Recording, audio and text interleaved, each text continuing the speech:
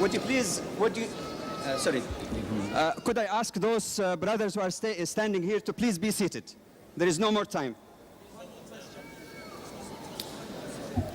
Professor Clark. The Hebrew writer makes it quite clear that Jesus came as a man into the world to live as a man and to learn obedience. And though he was God's prophet in the world and God's son, yet there were things that he had to do common to man, and that he had to learn what it means as a man to have to obey. And in the midst of that, God heard him because of his faithfulness in a human flesh as he was laboring with the temptations and tortures and hatred that he received in the world. And God, of course, heard him because he was faithful in everything which he did. Thank you. We come now to some concluding remarks and announcements. Would you please allow me to continue? Thank you. Tonight, we have already heard two very prominent, very sincere speakers. I know it is July, but when you add the heat of July to the heat generated in this hall, it might get a little bit too much. However, I feel that I am echoing the feeling of the great majority of those who are present, that it is indeed quite useful and beneficial for both Muslims and Christians to get together and to try to understand each other. Muslims and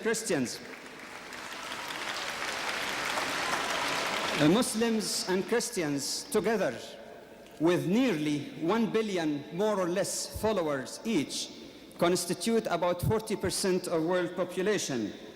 It is indeed very strange that we hear about détente between such divergent philosophies as the US and the Soviet Russia.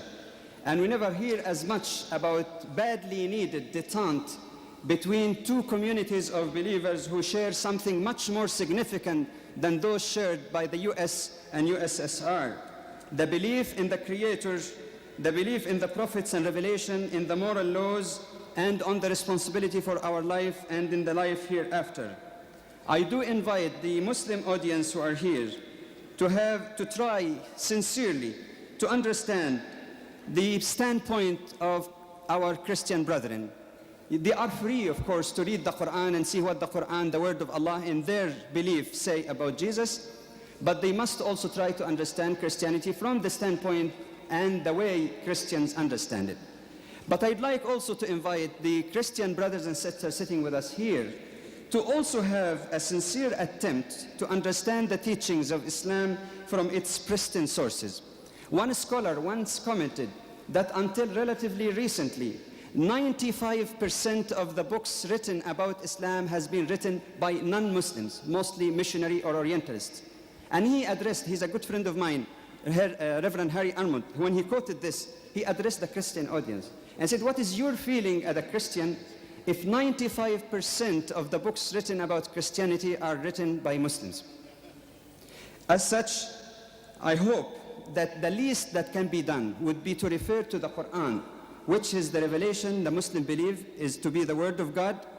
In fact, there is, can you get me a copy of the Quran?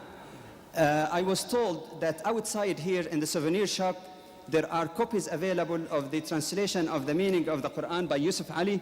It is, the brother will show it to you, and I understand it is available for us. Also, a notice that the tour of Mr. Deedat will continue until the end of July, so you may inquire about further functions if you wish. Also, there is an announcement I was requested to make on behalf of Dr. Clark, that those who wish to discuss with him, understand Muslims or non-Muslims, who wish to ask him questions or queries should contact him after the presentation. On Monday, July the 8th, there is another function on Christ in Islam at 7 or 1 p.m. At 7 p.m. in Southampton in the Civic Center. And there's also additional information for those who wish to obtain them. Dr. Badawi, you don't mention where the venue of the Dr. Clark. You can meet Dr. Clark. No. The venue for, for Dr. Clark, those who wish to meet with him, they can meet in the lower level in the West Arena room below entrance number 1. I wonder if there's any other announcement so that we can conclude. There is tea and coffee. There is tea and coffee so that you can cool down a little bit. And any other announcement? This video, it can be by direct. There are also some videotapes of Mr. Deedat's presentations and dialogues which are available, so you can inquire from the organizers after the meeting. Again, I would like to apologize for the brothers whom I cut off, even though I didn't want to do it. I apologize to all of you. If there is any error, I seek forgiveness of Allah for that. And I thank you most earnestly, as well as our honored speakers, for your patience. Thank you very much. Dr. Badawi, Address.